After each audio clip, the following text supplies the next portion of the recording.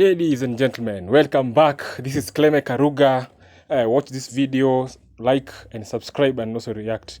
Today we're going to discuss about the South Africa, this is found parts of the south of Africa, whereby there has been a recent high-profile event involving the arrival of 153 Palestinians on a chartered plane in Johannesburg, South Africa. The circumstances are the group, which included families and a pregnant woman, arrived from Gaza via a stopover in Kenya without proper entry documents for South Africa or customary Israeli exit stamps.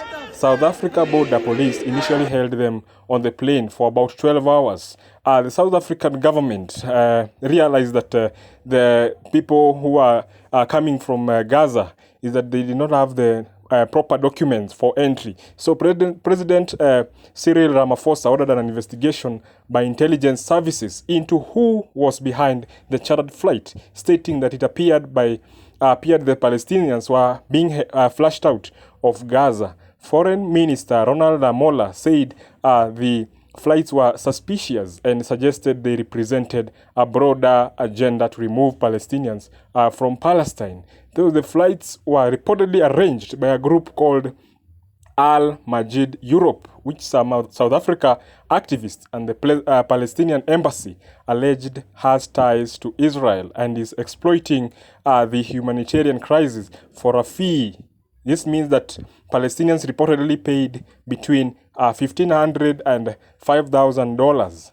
An anonymous Israeli military official said that Israel helped facilitate the transfer of Palestinians from Gaza to Israel, whereby airport from where they flew as part of a policy allowing Gaza residents to leave. So this means that this is a very shocking detail in South Africa, whereby the population is increasing of people of immigrants coming from other parts of the world. So South Africa has a long history of strong solidarity with the Palestinian cause, viewing the situation through the lens of its own anti-apartheid struggle. Remember, South Africa was in apathy, whereby we had Cecil Rhodes in South Africa. Also historical ties. The African National Congress, ANC, developed close ties with the Palestine Liberation Organization, PLO, during the Cold War.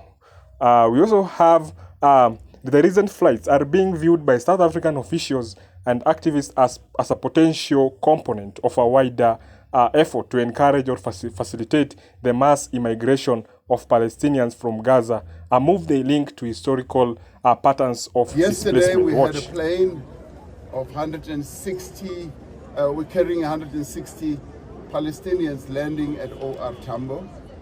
And these are people from Gaza who somehow mysteriously were put on a plane that passed by Nairobi and came here. And I said, we cannot turn them back.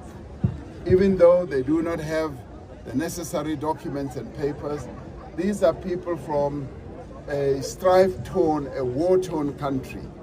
And out of compassion, out of empathy, we must